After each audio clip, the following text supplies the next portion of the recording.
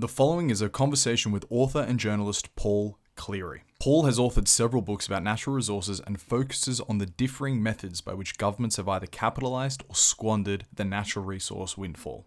This was recorded in person, which I absolutely prefer to doing online, because as some of you might know, I was in Australia for the past few weeks and managed to hit up in person several people that I've been talking with for a while about doing a podcast with. So as this and other episodes come out in the next few weeks, those that are done in person at least, I'd be very interested to hear from you guys whether you notice a difference or not between the online audio experience and then the in-person audio experience. Whether you notice that the relating between the two of us makes any difference, the audio makes any difference, or whether it's really just like a completely intangible difference. I would just be interested to know what you think about that. But now, to present Paul and this podcast. Paul authored Too Much Luck, which is a quip on the old lucky country adage, and is a book about Australia's mining boom. He also authored Minefield, which is a book about the dark side of that very same boom. He authored Shakedown, which is a book about Australia's battle with East Timor for some of the slick black buried deep beneath the trench that separates the two countries. Most recently, he authored a book called Title Fight, which is a story about how an indigenous Aboriginal tribe fought off big Australian mining interests for the right to dig up their land. And then finally, the book which is the subject of this conversation, Paul authored $1 Trillion Baby, which is an unbelievably amazing accounting for how Norway managed to create maximum value out of the Phillips petroleum oil discovery made off the southern tip of Norway's frigid North Sea back in 1959, I believe. I thought about giving a long introduction here, surmising how Norway managed to fight off the very powerful international government and private interests to create what is likely the most successful case of managing natural resources windfall in history, but just decided against it in the hope that you might instead consume Paul's book, $1 Trillion Baby, where the full summation is given. And if you're really, really interested in this topic specifically, in addition to Paul's book, I would suggest that you consume in tandem the Norwegian TV series Mishandled, and as well pay particular attention to the 30 minutes between minute 18 and minute 48 in this podcast. My favorite part of the conversation is this 30-minute stint here, and especially so all conversation regarding the Norwegian Sovereign Wealth Fund, which for those unaware is potentially the most successful government program of any country in history. Norway turned a one-time transaction of money for natural resources into a perennial source of income, protected by that specially rigid flavor of Scandinavian bureaucracy, which today, at a value north of $2 trillion, is worth twice the value of the oil left on the shelf. From almost any angle you look at the fund, you are left in awe at the scale and the success of it. So this is a podcast about Norway's success, Australia's failure, and the overall issue of balancing and playing off private and public interests when it comes to a nation's natural resources. Specifically in this podcast, you should expect to hear about an explanation top to bottom of the Dutch disease, otherwise known as the paradox of plenty or the resource curse, Norway, culture comparison between Australia and Norway, and the incredible success of the Norwegian Sovereign Wealth Fund, the North Sea divers and how important a part of the story they are, how Australia has handled its enormous gift of natural resources, and then probably my favorite part of the episode, how Paul responds to the final questions about a conversation between any two people of history. So it's all from me and all from this introduction. Please do stick around to the end to hear my ambition for the podcast. And with absolutely no further ado, here is Paul Cleary.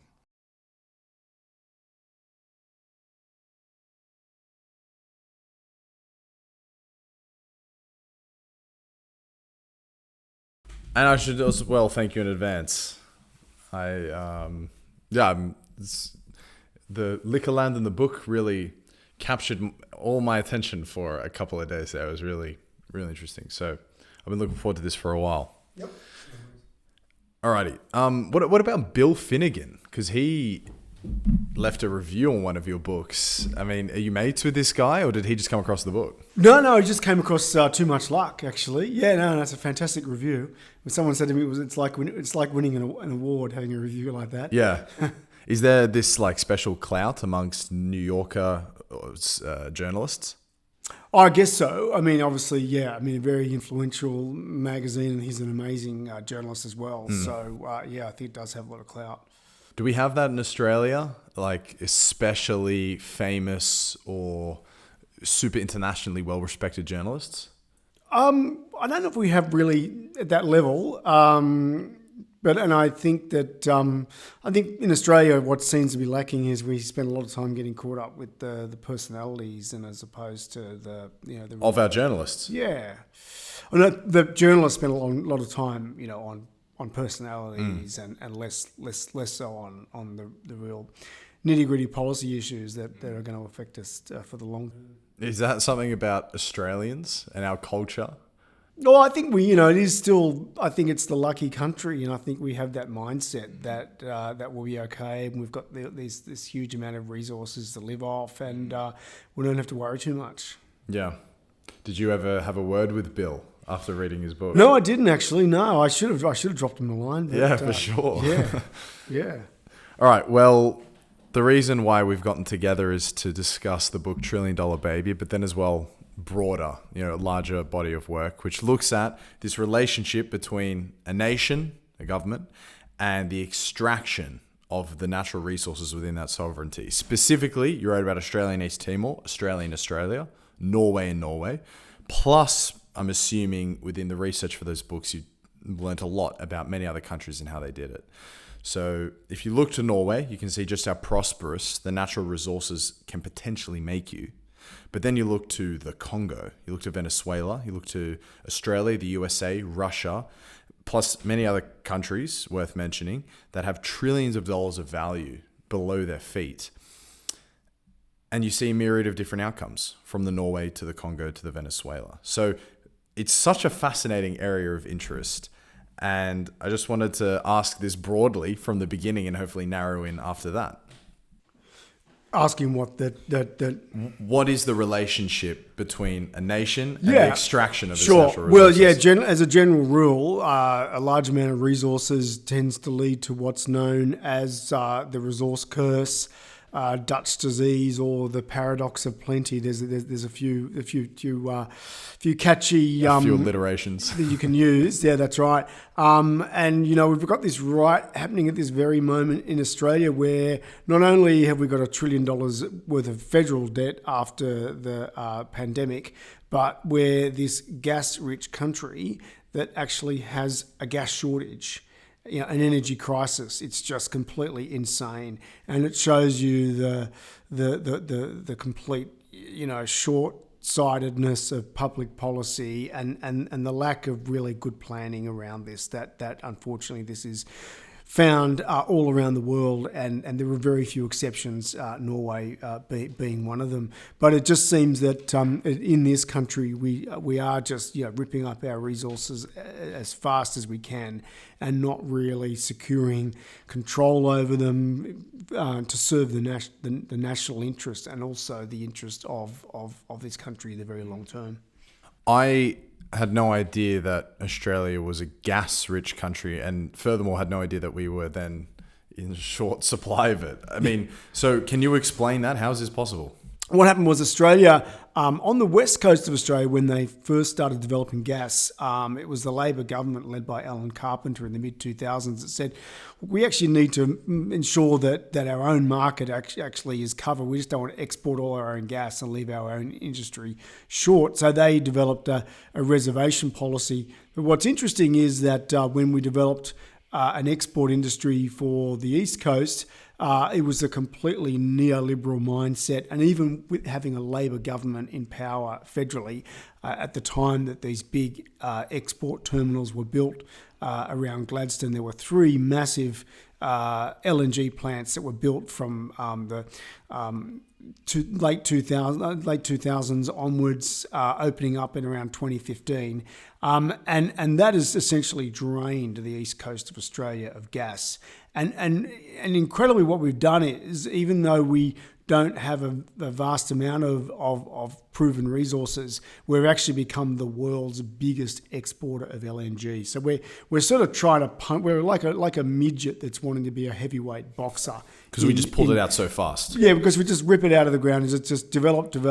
Whereas Qatar, interestingly, with a much larger proven resource base than what we have, has in fact actually put on hold some of its development because they want to hold some back for decades and centuries to come, in a sense. But we don't have that mindset. Yeah, but I guess they also have other very lucrative natural resources to lean back on, and they also so do we. We've got right. coal, iron ore. So maybe then, before we talk about more Australian specifically in their natural resources, could you just define for us the Dutch disease, the resource trap, the paradox of plenty?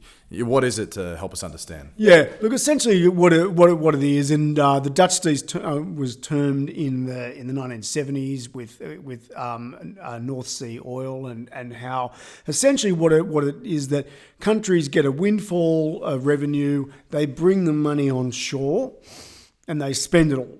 Right? And that creates inflation. It also creates a mindset that people think that we can just build all these great big edifices and, in a sense, inflate the expectations of the community as to what the government can provide. So that's essentially where Dutch disease, that term has been derived. But also the resource curse, again, is just the idea that having a lot of natural resources doesn't, in fact, lead to prosperity, even in the short to long term. And that is because of all of these really unhelpful, perverse decisions that get made by governments that actually mean the country ends up being worse off. Perhaps some archetypal examples of the Dutch disease. Well, classic examples, I mean, Nigeria is a big one, very large oil reserves.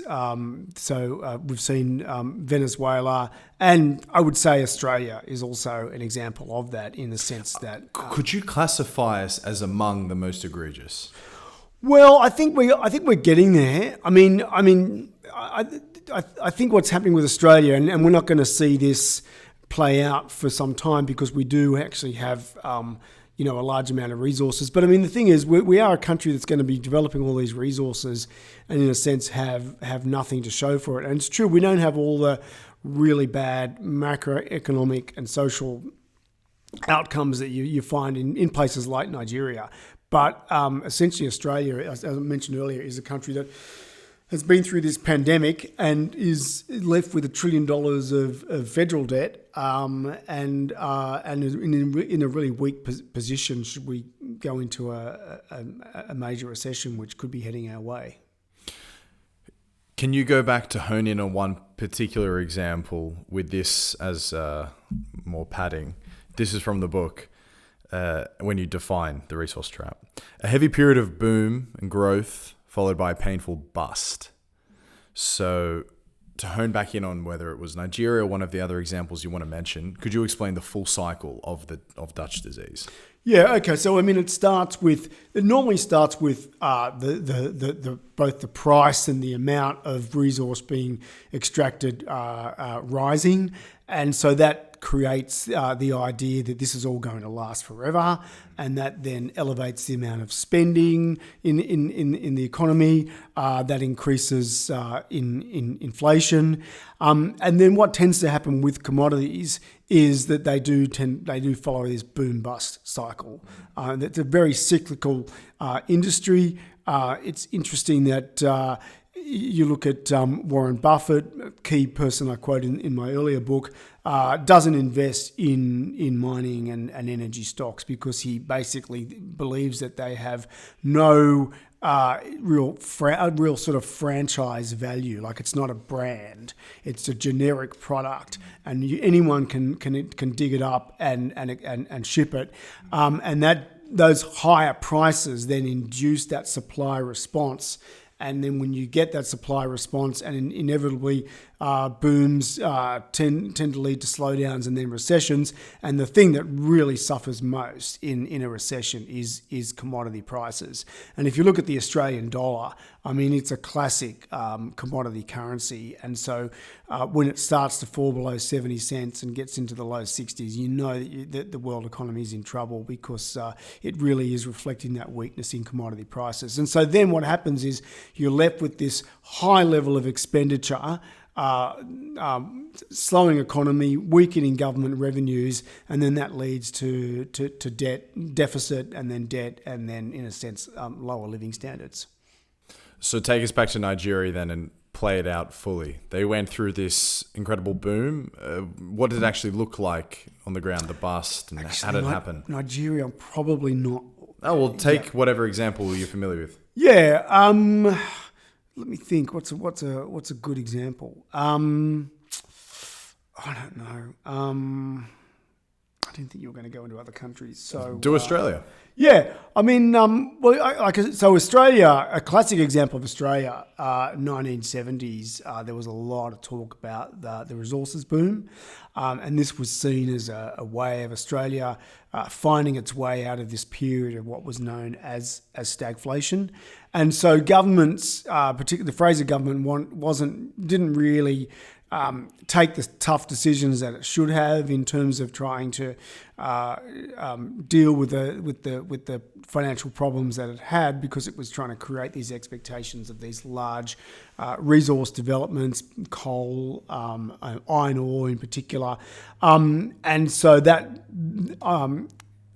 ended in pretty much in the recession of the early 1980s, which was actually a very severe recession. For the first time in 50 years, unemployment went into double digits, and it took a long time for Australia to come out, and for the damage done by that recession to be repaired. So I think that's probably a good example, I think, as you get, and that's happening in a first world country like Australia. So what tends to happen in developing countries, that has a lot of other services to fall back on. Yeah, that's right, and a more of a broad-based economy. At that time in the 70s, resources wasn't as significant to the Australian economy as it is now. Resources has really grown as a share of not just our economy, particularly our exports. But even then in the 70s, the reliance on resources, as a sort of a false solution in a sense, led to some pretty unwanted outcomes. And what tends to happen also in developing countries is they're even more reliant on a single industry like oil. So, for example, Nigeria or Venezuela, the oil has made up a much bigger part of their economy. So, by relying on that, it just increases the risk of things being even more severe when prices come down and their incomes begin to crash. Am I right in remembering that at one stage Venezuela had the largest oil reserves on the planet? I don't think I know if I can give you a definitive answer. I don't know but if it would be more. It doesn't sound right. No, it sounds a bit too much. It wouldn't be more than Saudi Arabia. I think Saudi Arabia would actually be more significant. But in that country, perhaps in per capita terms, I don't know. But in that country, there were other factors at play than just the classic sort of Dutch disease, right? That resulted in such a mishandling of the natural resource. Yeah, but also, I think what tends to happen in these countries is you do, resources sometimes leads to, resource abundance sometimes leads to autocracy. And we've clearly seen that in a number of developing countries. Non-generalized economy especially. Yeah, that's right. Because the stakes are high, and if you can grab onto power and then look after your mob in a sense, which tends to be what happens. So there's a big incentive for people to try to grab power and hold onto it. So if this is so explicitly known, this paradox of plenty and so forth, presumably you'd have the senior economic advisors at any given country at any given time advising and saying, hey, look, be careful of management here, X, Y, and Z reasons. Why does a nation repeatedly fall into it? How could Australia, knowing its own history and international history elsewhere, repeatedly make the same mistake? I think Australia, even though we're a Westminster government, but I think we're actually an example of a weak state. Partly, I think that's because of being a federation. It's easier to pick off the states versus the federal government. We don't actually have very good advice on how to manage our resources. Look at our universities. The major resource schools are actually sponsored by the mining industry. The influence of the mining industry in this country is profound and very worrying, I think. And to the point where it's really difficult for government to develop policy that's robust, that's going to serve Australia's long-term interests, because the resources industry doesn't want that. Those policies would invariably mean having stronger state oversight, higher taxes, and looking more also at the environmental impacts as well. But the industry doesn't want that, and so Australia is left with having major universities like the University of Queensland having schools that are heavily funded by the resources industry. Why is it worrying to you that the mining industries would have such a huge influence over Australia? Why is it what? Sorry. Why is it worrying? Well, I mean, it's worrying because it should be the policy should be developed independently, and it should be developed in the national interest as opposed to having the influence of the resources sector. So I was shocked to read in your book that the UK had produced as much oil as Norway, but we don't think of UK as an oil-rich nation. So what's that? Well, it's true that the UK has got a much bigger population than Norway. I mean, Norway's 5 million people versus around 60 for the UK. But having said that, I mean, the UK should have had a sovereign wealth fund set up as a result. It should have had a super profits tax. It didn't do any of that because all this oil was developed pretty much from the time of Margaret Thatcher onwards, and that was very much a sort of a neoliberal, hands-off, just let it rip and develop it as fast as possible. Whereas the Norwegians, also very, very keen to develop, but wanting to ensure that the interests of the people of Norway were paramount, and that they exercised very strong control over the development for the benefit of all Norwegians. There is another good line in the book, which I haven't written down, but it was something along the lines of, it was phenomenal work of the bureaucrats and the politicians, which was couched in kind of ironic terms, because typically we wouldn't think that there is phenomenal work happening from bureaucrats and politicians. Well, no, I mean, I think in Norway, particularly, you have a really strong a public service culture, and that is that people really think about the national interest, and you've had a public service that is really high caliber and has a lot of integrity. There haven't been any major instances, from what I know, of corruption or industry exercising improper influence over the government sector, and particularly the public service. So they do have this very strong tradition. You would think that a country like Australia would have that as well, but unfortunately, as I say, it's a sort of a much weaker sort of model, but also a mindset that's different as well, a mindset that's not as much about the national interest. How do you explain that one? Well, I think that Norway is a more cohesive society. It is a country where the left and right agree on the fundamentals. I mean, the Conservatives in this country, in Norway, agree on the need for having high taxes because this is a non-renewable resource, and that they want to see long-term benefits from the development of that resource. And we don't have that mindset in this country. I think it being a smaller country, people kind of know each other really well. It's like a big family in a sense. Also, the hostile climate as well, I think, is actually part of it. People say that to me. When you live in a place like that, people really have to look after each other. You got to look out for your neighbour to make sure that that they haven't lost their power, or they haven't sort of if they haven't come out of their house for a few days, there might be something wrong. So there's much more of that sort of, because of the harshness of the environment. I think that does develop that sort of more cohesive society.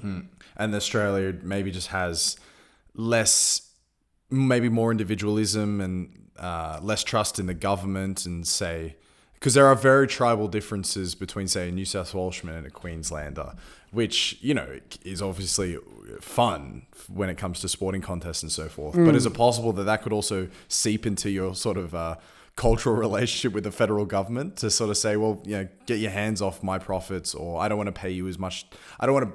I just don't accept that I'm going to pay you tax because you say it's good for the nation. Yeah, no, look, I think Australia in particular, Australia was a country that Paul Keating used this term to describe when his upbringing in Bankstown as a place that had what he calls sodality.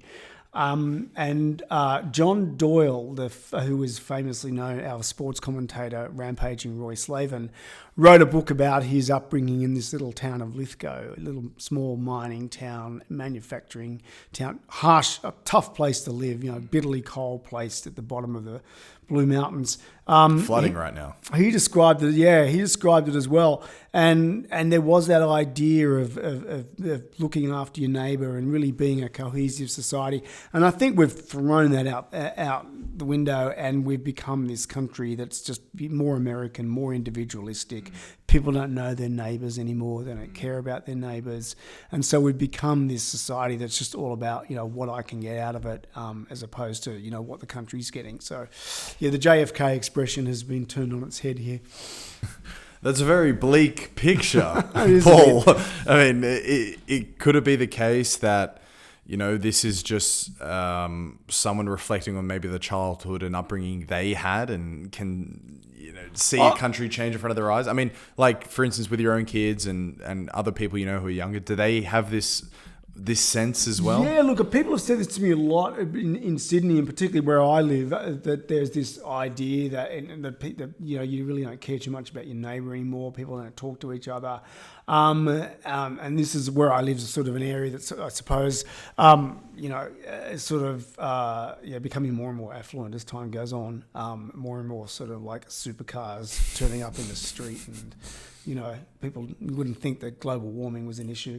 And our friends of mine have actually moved out of this area and moved into more sort of inner city, green left Labor voting areas, and say that it's completely different in terms of people being more of a community. So I suppose it's probably, I'm not saying it's universal, but I think this is the trend. Having said that, I mean, I think that the fact that Australia got through COVID so well is a really good testament to people pulling together and wanting to, and listening to the advice of experts and doing the right thing in a sense. But clearly, I think we are changing as a country. I'd say becoming more individualistic.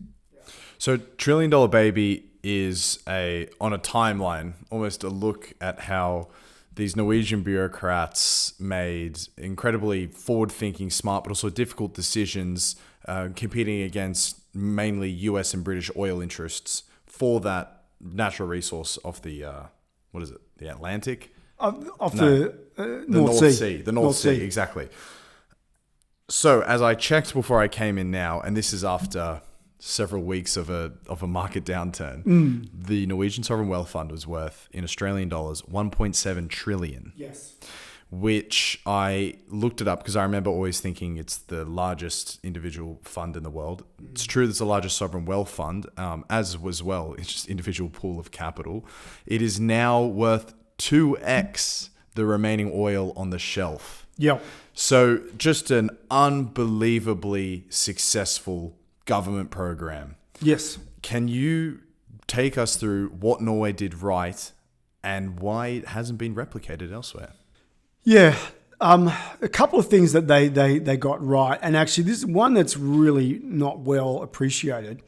So firstly, they began with this mindset, and this is supported across the political spectrum, that we own the resource. It is ours, and we are going to tell you how to do business, because the development of this resource is not all about making some company super profitable. It is about benefiting the people of Norway who own the resource for the long term. So that mentality, I would say, is absolutely pivotal in understanding everything that happened.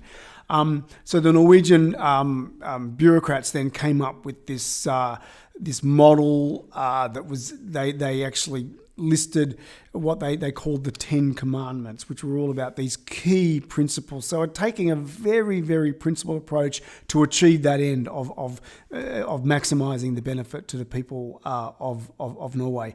And to the point where if people have vox popped in the street about what the oil has done for the country, the average person will actually be able to tell you that 90% of what's called the value added from the oil production has actually accrued to the people of Norway, which is just a phenomenal achievement. However, the Sovereign Wealth Fund, and the other thing I'd say is that mindset also led to ensuring that they had the sort of the downstream, the manufacturing onshore benefits were also a key part of it. So it was both the sort of the industry and the financial. And in fact, they did really well with the industry side first. The financial came later.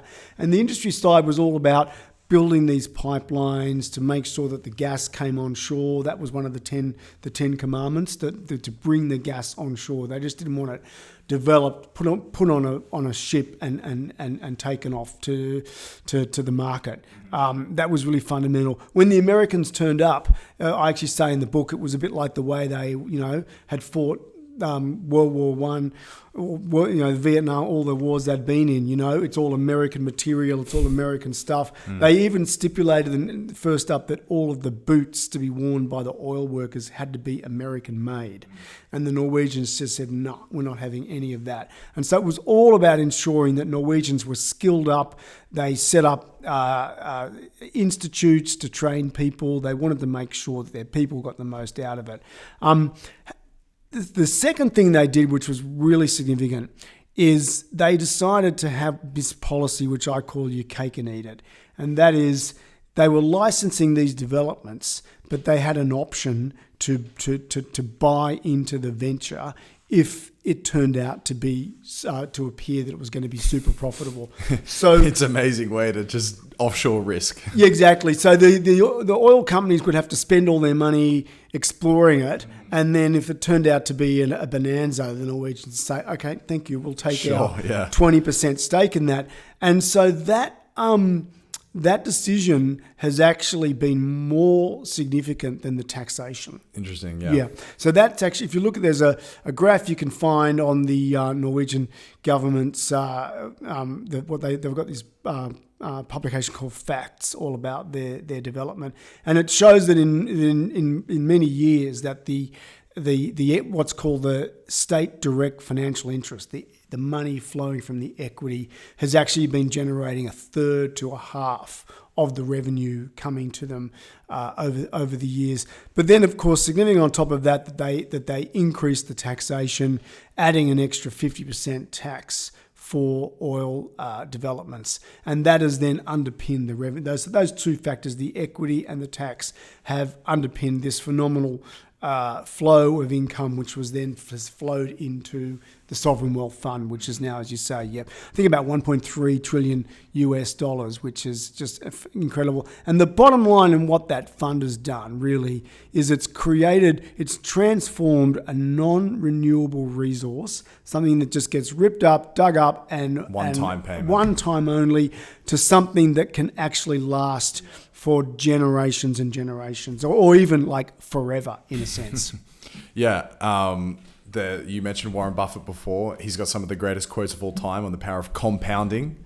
Exactly. You can't compound a one-time transaction, but if you, with extremely strict rules, which the Norwegian Sovereign Wealth Fund has, just leave money in different markets and different assets, you can... for generations. That's right. So even when the oil runs out, that interest will just be accruing. They're one of the fund is one of the largest real estate holders in the world, I believe. Yeah. Which would get a lot of Australians quite horny.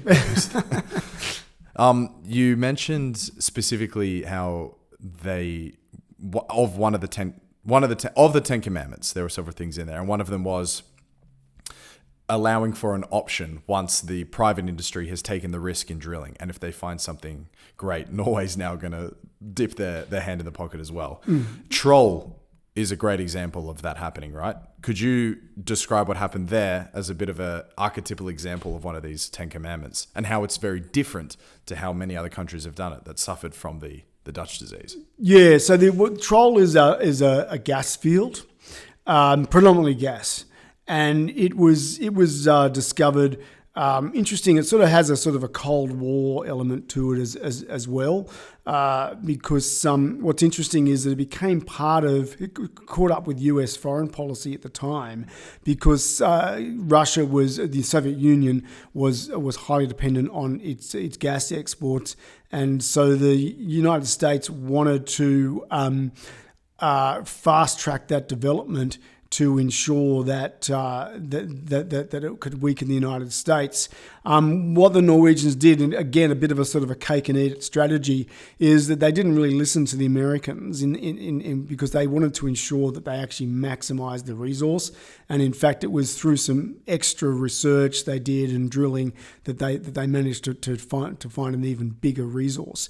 But in fact, what's interesting about it is that by managing to secure the contracts early on, it actually had the effect of impacting on the Russian gas contracts in any event. So they were actually able to, just by proving the resource and showing what was there, they were able to leverage that to actually secure the contracts, and then going into that and then bringing the development online actually much later than what would have been hoped for. But even so, it was and that's been a phenomenal development in terms of the money that has brought into the country has been incredible. But could you describe that as an example of how a private business discovered it, stumbled across, the discovery of a lifetime, which Norway then sort of came over the top with regulation that really hamstrung how much that private business could have taken out of it? Yeah, actually, I'm not sure what you're actually getting at there. I think there's like a detail about how the gas was under the oil. Yep. And so that's right. Yeah, no, that's right. So in fact, this was the work of public servants, government employees working in the petroleum ministry, who could see that there was also oil as well as gas, and so the company, the Shell, just wanting to make as much money as quickly as possible, was thinking that they would just go for the gas. But it was the strong tactics of the Norwegians, going back to that point I made, is we will tell you how to do business, that then extracted a really significant sort of windfall amount of revenue for the country through ensuring that the oil was extracted as well. Mm-hmm. It's also remarkable to note just how technically behind the Norwegians were when they first discovered this oil, right? Or I think it was Phillips Petroleum first discovered the oil and sort of notified the Norwegian state that, hey, we've got this discovery on our hands here. And the TV show that I've spoken to you about, which it's a shame you haven't watched, Mishandled, really goes into it and highlights how this little historically fishing village of Stavanger became the oil capital of Norway and almost Europe, right? Yeah. So could you just give a few seconds, a minute, to technically where Norway was compared to these big bad private interests? Yeah. Which also adds another layer to how remarkable it was that they staved it off. So in 1969, at the time of discovery, Norway's per capita GDP was sort of at the lower end of industrial nations, because it actually wasn't really an industrial nation in a sense. Its major export industries were fisheries, timber, but also shipping services as well, mainly through that Wilhelmsen shipping line, and their GDP they were actually just above Greece in terms of their per capita GDP.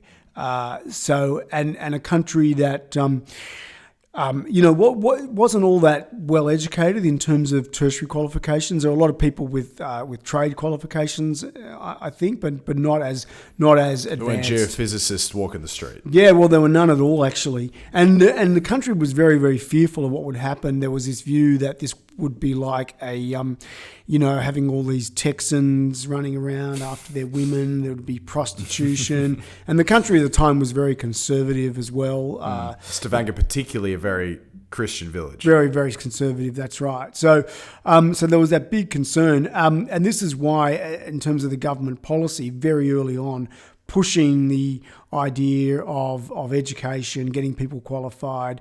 They actually pushed the Norwegian, Norway pushed the oil companies to send people overseas. So Phillips actually took Norwegians to work on their productions in Texas, for example. I interviewed one guy who took his wife, newly married, turned up there, living in a motel for a while when they were in Houston. And but this was all about really rapidly upskilling the country, and that certainly paid dividends because it was very shortly, within a few years, the Norwegians were actually able to get a lot of those really well-paid jobs, and they were, turning out, they had these universities that were just churning out significant numbers of petroleum engineers and the like. Mm-hmm. Yeah. And today, they're one of the most well-educated per capita countries in the world, surely. Yeah, that's right. They would be. Yeah, they are. And that's right up there. It's in one generation. That's right. One or two generations. Which as well, if you want to be very nitpicky, you can definitely make the claim that they're a much smaller population. They haven't been necessarily threatened by war since this happened. X, Y, and Z example, but it's kind of you could make the case that this is the upside of really well-managed money that you dig from beneath your feet. Yeah, no, that's right. So as I say, it comes back to that mindset that this is all about maximizing the value. And when you think about value, it's not just financial. The human capital is a big part of it. And the view was that we need to ensure that this uplifts the entire country, both economically, socially, and in terms of people's the long-term benefits to the country. So it wasn't just a financial thing. It was sort of holistic in a sense. Yeah, and I forget the name of the company. They recently rebranded, but it was the State Oil Company. Statoil has rebranded as something else now. Equinor, that's the one. So it's also remarkable to note that this company, which 50 years ago it was impossible to exist, now is mostly Norwegians employed, Norwegian management, so forth. They are state-of-the-art exploration across many different energy sources as well. They're heavy into the renewables and so forth. And again, just quickly, that turnaround. And you can give so much credit to whatever exceptionalism it might be to be a Norwegian and their culture and the homogeneity and everything that we touched on before. There's also an interesting point to make that and this is something I'd like to hear you talk on actually, the difference between 5 million and 10 million in a population is significantly less complex than the difference between 10 and 15 million. So although it might be a 5 million increment, as a group, as a population, as a sample size gets larger, it inherently adds complexity to the mix, right? So that you're following me. Yeah. And Norway's only 5 million people, right? Yep. Compared to Australia's 22. Yep. Yeah, that's right. I think, a smaller country like that, it tends to be more cohesive. I think there's an idea that people really have to pull together. It's not as individualistic as many Western countries, probably the least so. And I think that is a fundamental part of its success. And so we haven't seen the kind of the opportunism that you see in politics in resource-rich countries, particularly like Australia, for example, with the Conservatives just tearing down the super profits tax that was introduced. I think it was a flawed model, but still the way it was torn down was a real shame. And we haven't seen that kind of opportunism with the Conservatives in Norway. And really crucial factor there is the idea that all of the savings that are accumulated are invested offshore. So we haven't seen this sort of populism to, I'd like a new bridge built in my area, and a politician wanting to bring the money onshore to do that. Because once you sort of break that rule, then in a sense you kind of like you open the floodgates, and it just then becomes, you have all these problems with inflation and the like. So yeah. So as a listener knows, as you know, I live in Sweden, the borders a nation of Oslo, borders a nation of Norway. And whenever people talk about the fund or Norway generally, I have this theory, and I would just like to see whether you think there's any validity to it at all. But it's just that having this Norwegian sovereign wealth fund does make you, I think, kind of vulnerable to the populist message, because you could just theoretically come along as a politician and say, hey, look, this money is ours. It should be yours. We should cash it out and divide it and give it to all of you. That's the ticket I'm running on. Extremely populist. Yeah. It'll make everyone in Norway a millionaire. Yeah. I assume there's barriers against that, but could you just comment on that? Look, I think there's actually, in a sense, nothing stopping the Norwegian government doing that. I mean, you can simply change the law if a government wanted to run that populist agenda. So there's no constitutional change or anything like that prevents that happening. I think the thing that does prevent it is simply the mindset that I think, as I said earlier, that when oil first happened, in 1969, people were very fearful, and they weren't just fearful of the society, but they were fearful of what it would do to the country. They could see, they knew of these other countries that had been ruined by oil, and so it's that kind of fear that really helps drive this great policy outcome, in a sense.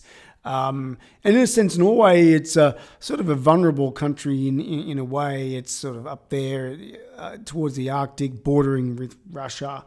It's always had this sense that it has to, really be exemplary to survive, in a sense. And I think that's underpinned their commitment to NATO, for example. You've now got the former Prime Minister, Jens Stoltenberg, heading NATO. They've always been very, very strong supporters of the Western Alliance because they know, in a sense, they're vulnerable. And I think that fear sort of drives them to really have some of these, great policy outcomes that in Australia we're not so fearful, unfortunately. I think we probably could be a bit more fearful in a sense, given the strategic challenges that we're facing. Yeah, I think Jens. I remember being told this. I didn't do any research, but he also played a hand in the formation of the Wealth Fund, right? Yeah, that's right. He was Prime Minister, I think, or Finance Minister when the law was introduced in 1990. What a career! Yeah, that's right. And then, but it wasn't until 1990. But their finances were in such a bad way. It wasn't until 1996 they actually started putting money into the fund. Oh, really? He's got one of the funniest English accents. I don't know if you watched his press conferences. Right. I just want to not challenge you, but question this cultural point, the fact that there might be a gaping difference between the Norwegian culture and the Australian culture. Because living in Sweden, I know that they're not equivalent, but we could broadly agree Scandinavian countries are rather similar. I get a sense of more individualism there than I do here in Australia. And I don't know how much I can credit that to me being an immigrant myself there, not necessarily being as much a part of the community. Here I have a long an older network of friends and so forth. But I just, because as we move on to Australia, I just want to see if there is actually a cultural reason why we have handled our resources so badly, or if it's more going to be elsewhere. Yeah, no, I really think the cultural reason is part of it. I mean, the book by Donald Horne, The Lucky Country, really kind of nailed it, and people have misunderstood actually what he said. A lucky country run by second-rate people, in a sense. Well, no, that's a bit harsh. It is harsh. It's very harsh. Yeah. I'd say second-rate. We have second-rate policy, very, very much so. Particularly in relation to the resources sector, especially, I would say it's second rate. I think that the cultural differences are a big part of it, and I don't think Norwegians, even though they have all this resource, they would not think of themselves as lucky in a sense. They almost as if they earned it. Yeah, I think they have earned it. That's right. They've worked hard and they've made some really astute decisions to get to where they are. That's not just about the fact that they have all that oil, because many other countries, as we said, have been in that position and have blown it. Yeah. One more on Norway and the Wealth Fund. Just about when you were researching your book, any interesting anecdotes or things you learned that surprised you, that stick out in the memory? One of the things that was surprising in this book is, and I didn't realise going into it, was the role of the North Sea divers. Yeah, and people don't really appreciate it. So the part of the strategy with Norway in bringing the gas onshore was to have to build these pipelines, which involved literally divers going down to record levels. And literally having to sort of build the foundations on the seabed in the 70s with primitive tech. Yeah, amazing. Yeah, so it's just amazing. And this was and I interviewed an American guy who was one of these early divers, and it was just phenomenal. And I think it was actually the first time that anyone had really spoken to him about what he'd been through. Wow, and really? the impact he'd had. Yeah. So that was pretty full on, and you realise that there's a sort of, I don't want to be jingoistic about it, but there is an element of heroism in what has gone on here. I think in that the country was just so determined, despite the costs and despite the fact that they knew probably going into it, this was going to cost lives, and it did.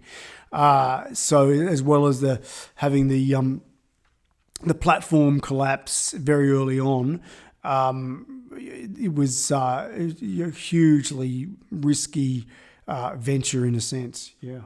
Okay, so you've also written a book about how Australia tried meddling with East Timor's discovery of oil.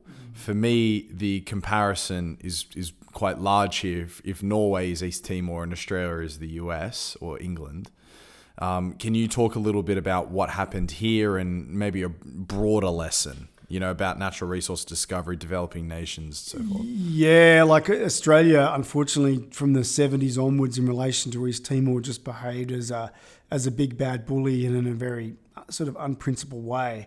And that is because what's interesting is if you compare Norway to the UK, there was a very similar topography, very similar maritime law issues there, in the sense that you had a deep trough that was actually closer to Norway.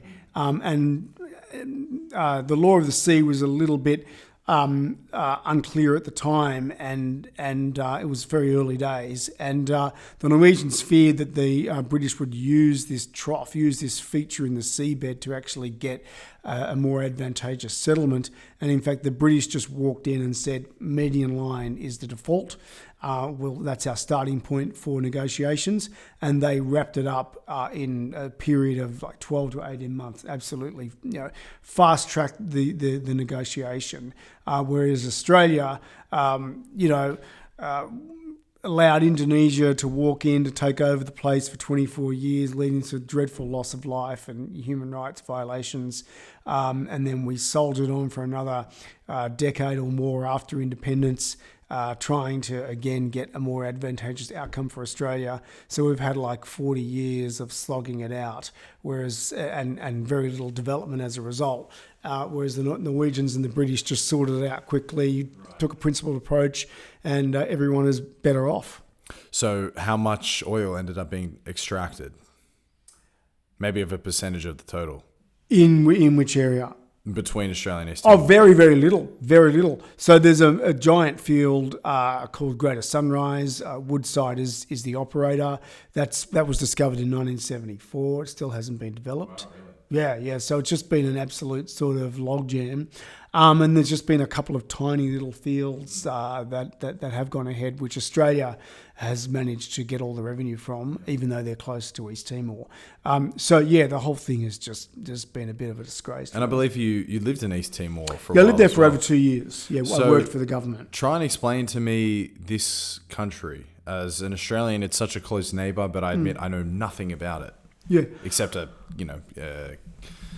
what would you say, like a caricature of a developing nation? So East Timor, former Portuguese colony from early 1700s until 1975, when the Portuguese decided to withdraw as a policy after the end of the fascist government in 1974. They decided to decolonize rapidly. Hugely irresponsible thing to do, led to chaos all around the world. Mozambique, everywhere else had civil war. Same thing happened in East Timor. And Indonesia was opportunistic, saw an opportunity to move in, and Australia essentially acquiesced and said, go for it, or didn't. You sort of turned a blind eye and said, Prime Minister Whitlam in a famous meeting with Suharto essentially said that the Australian people, not the government, wouldn't tolerate essentially, for want of better words, an armed intervention. But the government was really quite happy to see Indonesia take over. Really unprincipled, given that Timorese villagers in 1942, I've written a book about this as well, gave huge support to the Australian commandos, who were very successful in the way they were able to round up and keep on the run thousands of Japanese troops who could have been deployed elsewhere where it really mattered. So very, very successful guerrilla campaign with support of the Timorese people. And unfortunately, we never repaid that support, and we basically betrayed the people of East Timor. Mm-hmm. And today, 2022, what does East Timor look like? Do they have an economy? Exports? They're very all dependent. True, but they do have a sovereign wealth fund, which is worth close to $20 billion US. So quite a big sovereign wealth fund from natural resources. Yeah, from the oil. I'm very surprised to hear that. Yeah, really. So quite a big sovereign wealth fund.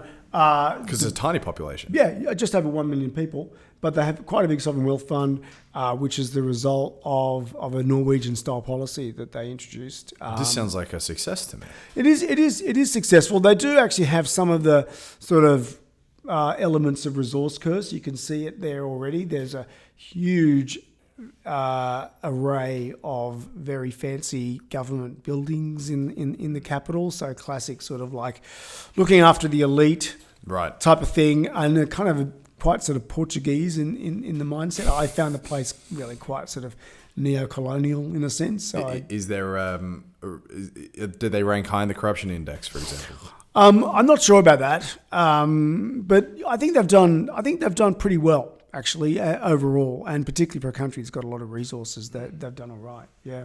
Wow. Okay. So that's very surprising to hear. So perhaps in the future, assuming that we're going to still be drilling oil, which I'm sure we will be, East Timor might eventually win this battle with Australia over accessing this. Oh no, it has now been settled.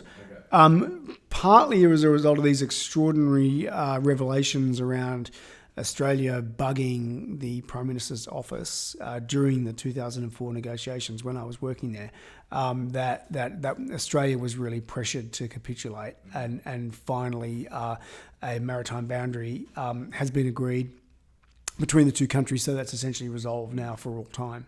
And you also lived in Vietnam for a while. I did. So East Timor, Vietnam, written about Norway. Yeah. Have strong feelings about the Australian culture. How did it inform your understanding of Australia, living in all these different places? Oh, look, I mean, Australia is a great country. We're very lucky. We're a very, very lucky country in the sense that we've been through a lot. Been through 2 world wars. We certainly haven't got a lot of things right.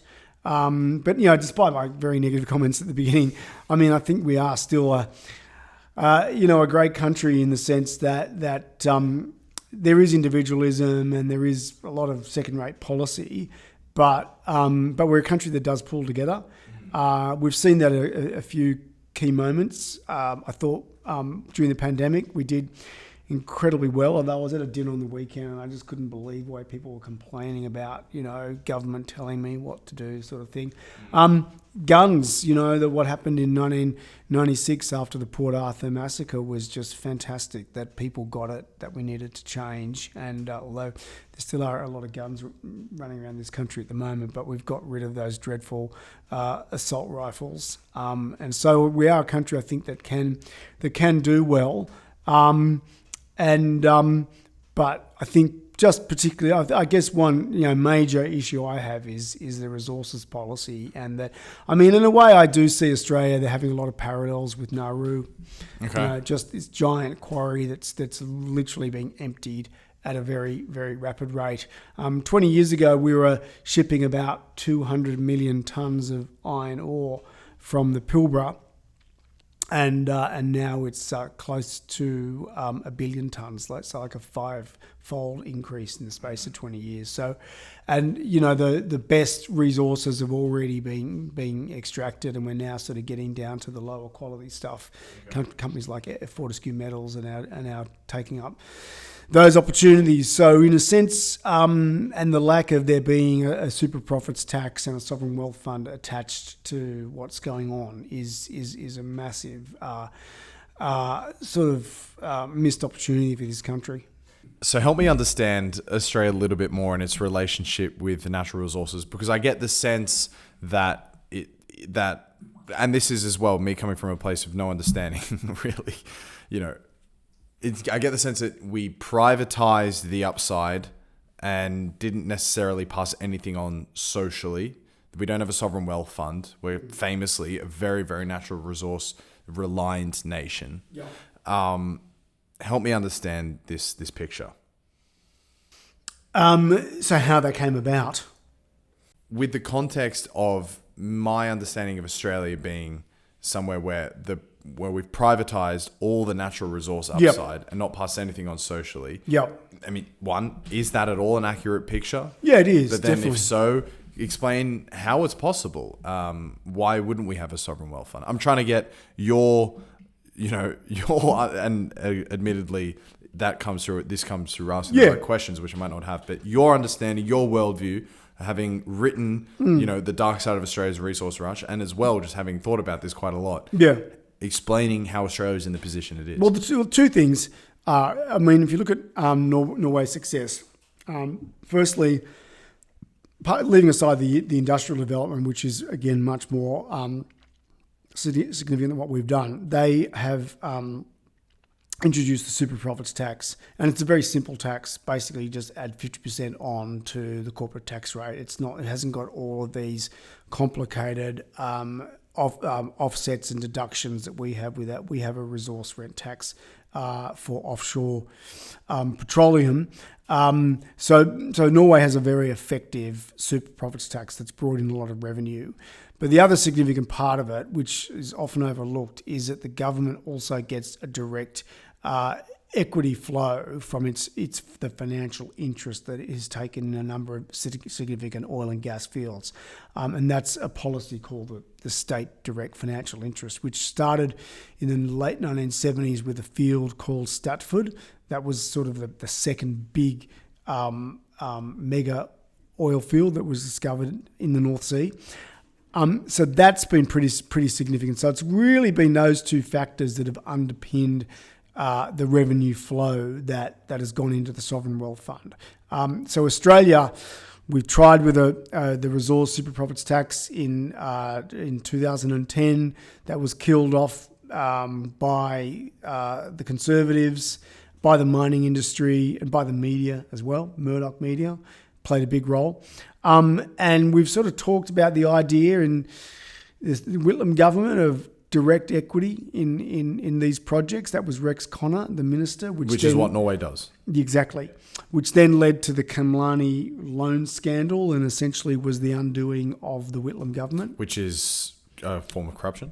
No, a form of investment. Oh, the Kamlani loan scandal was essentially... Someone taking advantage of this direct equity. Yeah, it was basically the minister off his own bat just decided to start talking to a financier in the Middle East by the name of Kamlani, who he was going to seek to finance this great vision that he had of Australia owning its own resources. So it was a dreadful thing in the way that it unfolded and the damage it did to the government, and essentially really led to the end of the Whitlam government. So this super profits tax sounds like an attempt to try and capture way more value specifically from natural resources. I assume that didn't apply to, say, Atlassian, companies got nothing to do with tech, nothing to do with natural resources that might operate abroad, would they also be affected by the super profits No, tax? It was specifically natural resources. For mining and energy. Or in Norway, it's a petroleum tax, but in Australia, it would be mining and energy. So, in a very crude summation, and you tell me if it's right or wrong, Australia, the way that we see any upside from our natural resources is just through standard corporate tax on companies. Standard corporate tax and royalties. And what is how do you measure royalty? So a royalty is really old-fashioned colonial type of impost, and essentially what it does is they're levied by the states and the territories, and they essentially get a direct percentage, typically a very low percentage, of the production value. And Norway's actually phased out royalties because they can see that they actually don't work very well. They don't encourage startups and small businesses that are trying to take risks and to find things, because you have to pay the royalty as soon as you produce rather than when you make a profit. So the Norwegians have basically just gone for profits. They used to have royalties, they've phased them out. In Australia, we still rely on royalties, even though they don't bring in a great deal of revenue, and they don't tax profits. And that's the big problem. So basically, from the perspective of the everyday Australian, they see the same amount of upside from, say, an accounting firm's corporate tax versus a mining firm's corporate tax. Yeah, no difference. Aside from the royalty, which is generally fairly negligent, as you just explained. Yeah. So that is, to think about it that way, I mean, obviously we have no claim to the services an accounting firm might do, but as an Australian, you could say we have a claim to the coal in the ground of Australia. Exactly. And therefore this direct equity model that Norway might have done, or something else which people will accuse as very sort of socialistic, very high, non-neoliberal, as you said, policy.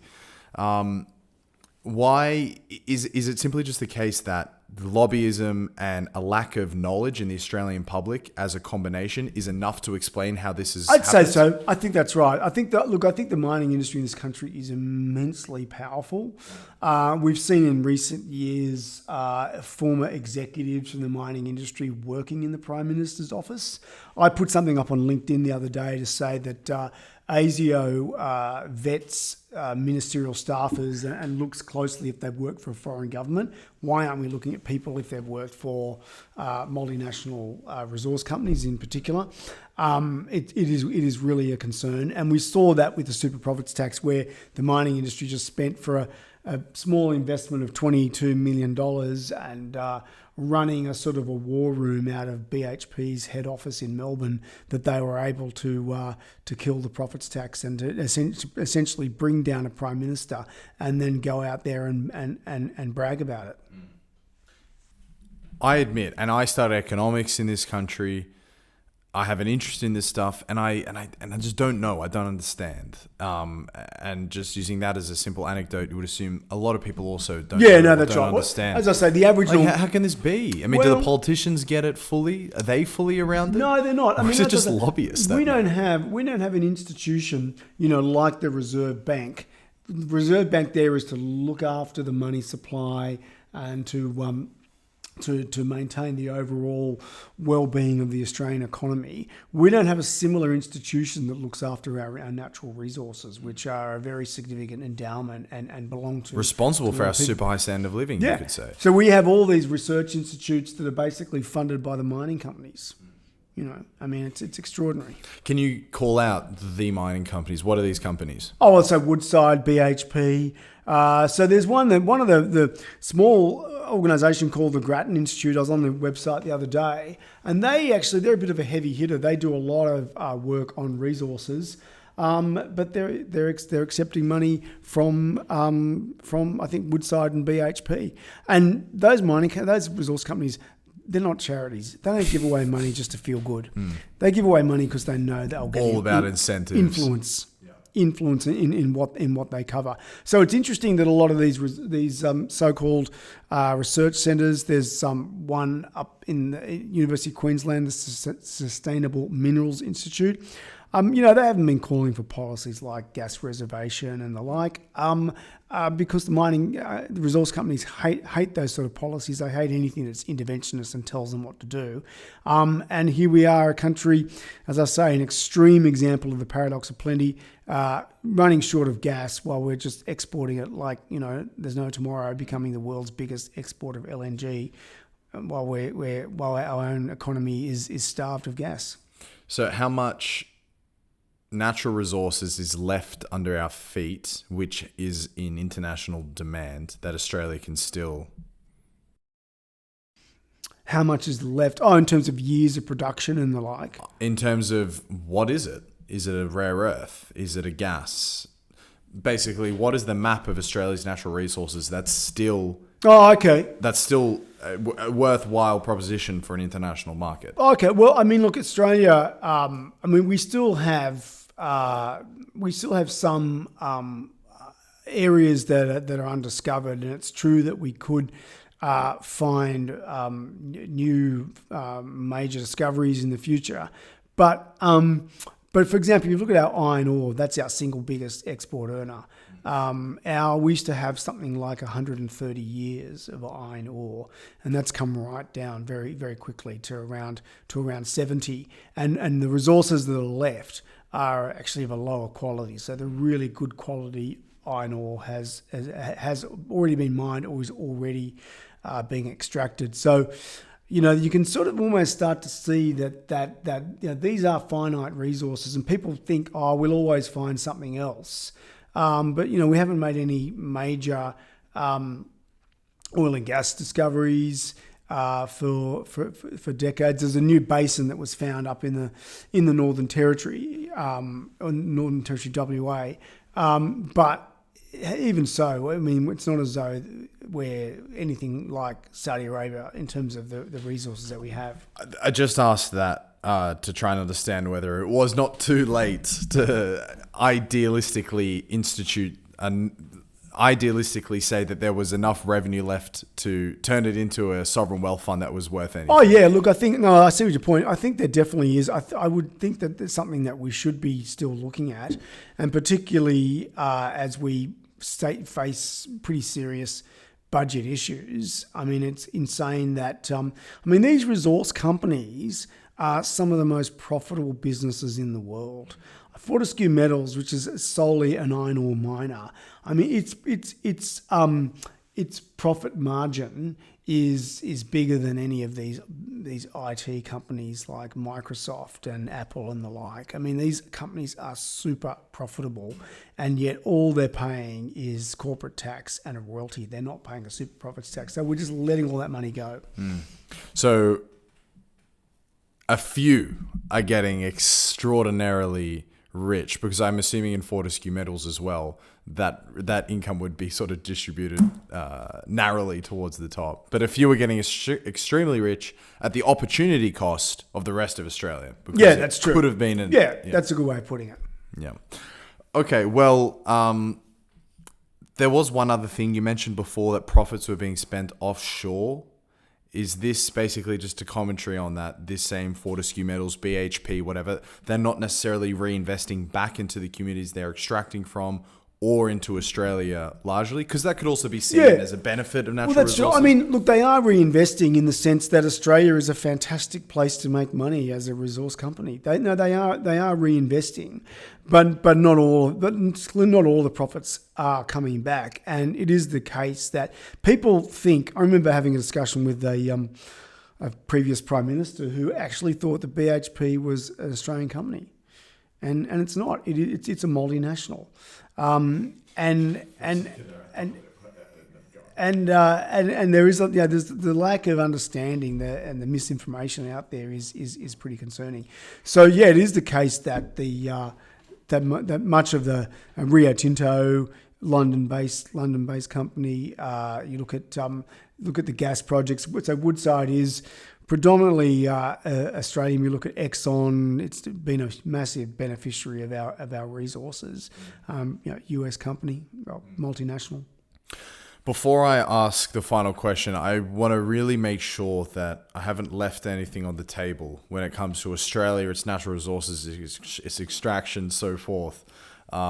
Just because I have exhausted the questions I prepared, but there's a part of me that thinks there is something else that I haven't mentioned. Yeah, I always ask that question as well. It's a good question to ask. I mean, I guess one question now is we have a Labor government, and are they going to be able to do the right thing in a sense, and to introduce the sort of public policy that we need? And I think I'd just go back to what I said earlier, is that that experience in 2010 and knocking off a first-term prime minister and just the influence that the miners were able to leverage has left this country like a frightened nation in a sense, but in a really bad way, that we're actually not able to make the right decisions about how our resources are extracted and who benefits. So that's a really big concern. But it'd be really great to see while Labor's in power. I think they're going to be here for 2 terms. And I think this is an issue that they really have to tackle if they are serious about looking after Australia's long-term national interests. Australians need to just be better at understanding what they want, or at least, better phrased, the potential that they could have had and they still could have in terms of having a percentage ownership of this sovereign wealth fund. Yeah, no, it's interesting. I was at a university conference a while ago, and they had someone from the mining industry, they're one of their peak bodies, come along, and they begin their spiel by just talking in gross dollar terms the amount of royalties that the industry has paid. This was in WA to the state of Western Australia, and they just feel like these, and this was in front of academics, and no one challenged it to say, yeah, but what's your effective tax rate? And it's actually pretty low when you really look at it. And the idea that at a university you can get away with that kind of like, really sort of almost like treating us like kids. These are all the presents that you get, and you say you should be happy about it. Really, it's pretty worrying. But that's the sort of stuff that they get away with. Sure. And you often hear this from, I remember talking to some of those ministerial advisors who were from the mining industry and then worked for the PM, and they just sort of talk about, oh yeah, we deliver jobs and growth, jobs and growth. It's just such a simplistic narrative that we have. Yeah, I think generally as well, Australians they're really allergic to a conversation about politics or a conversation about our economy. Everything's very, and this isn't a commentary on Australia, this is humans. Everything is very, very localized. And you said earlier with Norway, if you polled them, they would know how important the oil boom was for them specifically, and how important it was that Norway was that their grandfather and their father and whatever, they played a role in it, and there's pride that comes with that. Yeah, that's right. They're very proud of what they've done. Whereas in Sydney, where I grew up, I actually don't know anyone who's involved with mining. All my mates' dads were like, they either worked at a law firm or a university or a construction firm, right? So that's probably also a big part of it as well. We're so far removed from anyone who's actually involved in any of this. Yeah. I also want to just say, on the spectrum, if you have Norway as being the archetypal example of well-managed natural resources, Australia isn't the worst. No, we're not You've the worst. got a place like the Congo. Yeah. No, but for a first world country, we're probably middle of the road, but we could clearly do a lot better. So one thing we haven't spoken about is sort of the ethics of resource extraction in general. And this is directly in line with a book you just published. Yeah, Title Fight, which is about the dealings with the traditional owners of the land from where the resources come from. So that's a story about Fortescue Metals, an emerging fourth biggest iron ore exporter in the world, and how it's dealt with Aboriginal communities around the Pilbara region, and it's both about the sort of deals they've struck in terms of compensation, but also what's known as the heritage. So the sites where Aboriginal people lived for thousands and thousands of years that have been damaged, mined. We're talking about what's likely to have been burial grounds as well. So everybody knows about Juukan Gorge because it's so stark with those before and after photos. But what's happened in some of these mines, and in this case with the Fortescue, is that consultants actually found things. We're talking about archaeologists, anthropologists, and they found sites and they said, we should look after these, we should preserve them. And Fortescue was not interested at all in being slowed down in any way. They were in such a mad rush to develop. And those consultants were either pressured to change their reports or they were fired. And there's one case I quote of a guy by the name of Brad Good, who's an expert in this area, and he talks about how he was sacked, and it was the worst example he'd ever experienced in dealing with a mining company. So, this sort of stuff's going on, and Aboriginal people have suffered a great deal because their land is just being plundered at an astronomical rate. Can you also put on the devil's advocate hat for a minute and talk about it from this perspective? Because right now, coincidentally enough, in Sweden, the same debate is going on right up the top of the country. There's a large iron ore mine which wants to be developed, but the Sami community, in this case, actually, they're very much for it, and it's Stockholm that's against it. But the argument of all of the money, resources, jobs that the mining company will allow by digging in this area. Does this argument hold any weight with the community in question? What is it, Pilbara? Pilbara, yeah. Pilbara. Well, now, clearly there are jobs, and a lot of those jobs are for Aboriginal people, but a lot of them are fly in, fly out. Some of the research that's been done over the years has shown that about a third of Aboriginal people from that Pilbara region are better off, but 2/3 are actually worse off because the whole region has become much more expensive to live in. Not everybody wants to work in the mining industry. Miniature Dutch disease. Exactly. That's right. They've really experienced the resource curse in a sense. Their living standards have gone backwards. That's an example, I think, of where mining companies will talk up jobs, will talk up those benefits. But I think part of the narrative also needs to be about what do those communities actually want, and they don't all want to just drive a mining truck or be digging up their country. And so the narrative should be about working in partnership and supporting the aspirations of those communities. But that's unfortunately not what we're really seeing in the main in Australia. Yeah, and it's a one-time transaction, no matter how prosperous it might be. Worth the destruction of a ancient cultural site. Yeah, that's right. Especially considering the fact that those profits are going to be very narrowly enjoyed. That's right. Yeah, well, I think when someone did the calculation with Juukan Gorge, that it was a small amount of money that they decided, and high grade iron ore, so they just decided to blow it up, even though they knew how significant it was. Well, Mr. Cleary, that was absolutely fascinating. I'd like to ask you two more questions, unrelated to everything we've spoken about. But I do want to ask that last question. Is there anything on the table worth mentioning? No, I think we've done it. Yeah. Great. So, looking forward, a country that you're particularly bullish on? Oh, that's a very good question. Country that I'm particularly bullish on.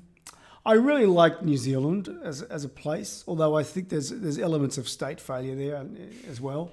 But I think New Zealand has still got that sort of that ethos that we're all in this together, and they do great things with their Indigenous people as well. They're a really big part of their country. I'm pretty big on New Zealand actually, and although from a climate change point of view, it's probably going to be a beneficiary as well, given that it's got a mild climate, and I think we're already seeing that people are moving in and buying up real estate because it's going to be the place to live in 30 years' time. Interesting, I didn't know that. My favorite question. Yeah. If you could witness a conversation between any two people Dead or alive, no language barrier. Watch a podcast. I have an uncle who was in the Second World War, who was in D-Day, and one of the first to land ashore. And I would love to be in on some of the discussions he had with his men and things like that. Yeah. That'd be unbelievable. And he made it through. Clearly. No, he was killed. Oh, sorry. Yeah. He survived 17 days. So he was, And did you get any word back from his experience through those 17 days? No, the family, there's letters and stuff around, but I haven't seen. But I talked to his son actually. His son was only 4 years old when he was killed.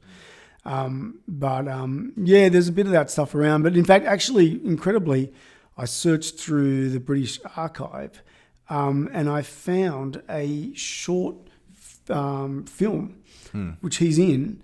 Wow. Yeah, but in a trench where they're just sort of having a bit of a break, and they've got a captured German machine gun, and he's actually explaining to his men how this gun works. It's sort of it's set up as it's a bit of a war propaganda, but it's pretty amazing. Sort of 15 seconds of footage.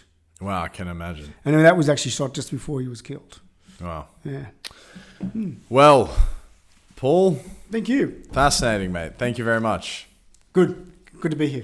So thank you again, Paul, for both having me in your house, but as well for agreeing to do the podcast.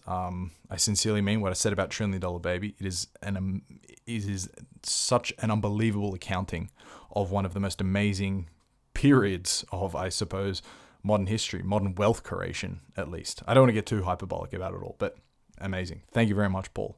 My ambition for this podcast. So my ambition is to corner the podcast market for eclectic curiosities in whatever country it is that you're listening in from. So the hard part about that is that there isn't an obvious genre or category for eclectic interests or broad curiosities. There is a general interest, but I don't think it quite captures what I'm trying to do here. So that's my ambition for the podcast. How does one get there is another question entirely. And unfortunately, a lot of the podcast algorithms are rather stuck in the very, very early days of the internet, and they don't seem to be indexing enough variables. Really, all they're looking at is reviews and ratings. So I would encourage you all to please support my ambition for the show and leave nice, juicy reviews. Pump that good juice into the algorithm, whether that's 5 stars on Spotify or whether it's 5 stars and a comment on Apple Podcasts. I'll please encourage you to both do that yourself and as well pull out all phones that you see in the day-to-day life and leave nice, healthy reviews on those as well. So that's all from me. See you again next week. I'm about to record with John Perkins, the economic hitman himself. So maybe that gives you a bit of a date when it's happening. Actually, I'm recording this Monday, 25 of July, so you'll see. But I'm very excited to do that. And as well, keen to hear from you. So like I said in the beginning, if you notice a difference between in-person and online, but also just, pump that good juice. Cheers all.